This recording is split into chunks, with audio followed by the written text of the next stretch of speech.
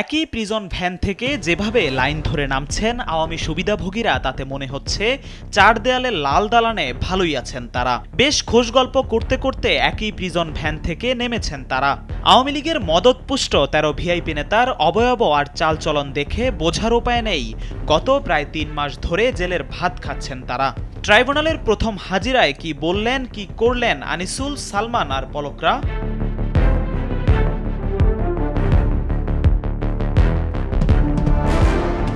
ট্রাইব্যুনালের প্রথম হাজিরায় বেশ খোশ মেজাজেই ছিলেন এসব রাজবন্দীরা। নিজেদের আত্মীয় স্বজনদের সাথে দেখা সাক্ষাতের অনুমতিও পেয়েছেন ক্ষণিকের জন্য।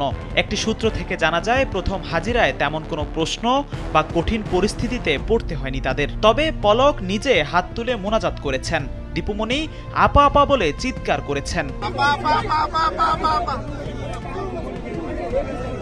মজার বিষয় হলো, খোদ সাবেক আইনমন্ত্রী আনিসুল হকই এখন আইনের আওতায় কাঠগড়ায় দাঁড়াচ্ছেন। আর এই ১৩ আসামির মধ্যে তৌফিক এলাহি এবং ফারুক খানের পক্ষে একজন আইনজীবী শুনানি করতে চাইলেও শুনানি করার আবেদন না থাকায় আইন অনুযায়ী তাকে শুনানি করতে দেয়া হয়নি। এছাড়া অন্য কোনো আসামির পক্ষে কোনো আইনজীবী উপস্থিত ছিলেন না।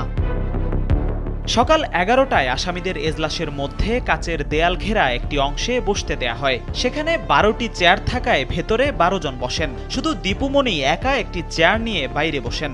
সকাল ১১টা ১০ প্রথমে শুনানি শুরু করেন রাষ্ট্রপক্ষের আইনজীবী চিফ প্রসিকিউটর তাজুল ইসলাম। ছাত্র জনতাকে হত্যা, নির্বাচনের নামে প্রহসন, বিডিআর ট্র্যাজেডির কারণ, শাপলা চত্বরে হেফাজতের উপর গণহত্যা, বিচার বহির্ভূত হত্যাকাণ্ড ও আয়নাঘর তৈরি, বিপুল পরিমাণ অর্থ পাচার, শেয়ার বাজার লুট, জুলাই আগস্টের আন্দোলনে মরণাস্ত্র ব্যবহারের মাধ্যমে হত্যা করার নির্দেশ দেওয়ার কারণে সুপেরিয়র হিসেবে শেখ হাসিনা সহ তার মন্ত্রীদের বিচার করার কথা আদালতের সামনে তুলে ধরেন চিফ প্রসিকিউটর তাজুল ইসলাম। মোটা দাগে তারা প্রত্যেকেই সুপিরিয়র কমান্ড রেসপন্সিবিলিটির দায়ে অভিযুক্ত।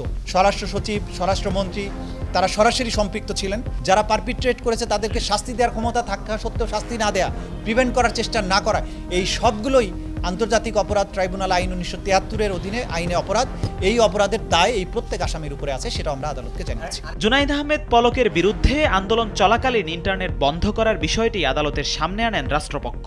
এছাড়া টকশোতে সাবেক বিচারপতি মানিকের দেয়া বিভিন্ন উস্কানিমূলক বক্তব্য দেওয়ার বিষয়টিও উল্লেখ করেন চিফ প্রসিকিউটর।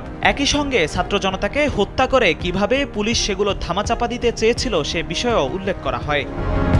বিচার কাজ পুরোপুরি শুরু করার জন্য রাষ্ট্রপক্ষের আইনজীবী ট্রাইব্যুনালের কাছে সব প্রমাণ জমা দেওয়ার জন্য ২ মাসের সময় চান। তাকে ১ মাসের সময় দেয় ট্রাইব্যুনাল। ১ মাসের মধ্যে শেখ হাসিনা সহ গ্রেপ্তারি পরোয়ানাভুক্ত বাকি আসামিদের হাজিরের নির্দেশ দেন। শুনানি শেষে আগামী ১৭ December submission of investigation report দেওয়ার আদেশ দেয়া হয়। আদালতে বিচারিক কার্যক্রম শেষ হলে আসামিপক্ষের আইনজীবী ও আত্মীয় স্বজনদের এজলাস কক্ষে দেখা করার জন্য কিছু সময়ের অনুমতি দেওয়া হয়। পরে বেলা ২:৩০টায় প্রিজন ভ্যানে করে আসামিদের আদালত থেকে কারাগারে নিয়ে যাওয়া হয়।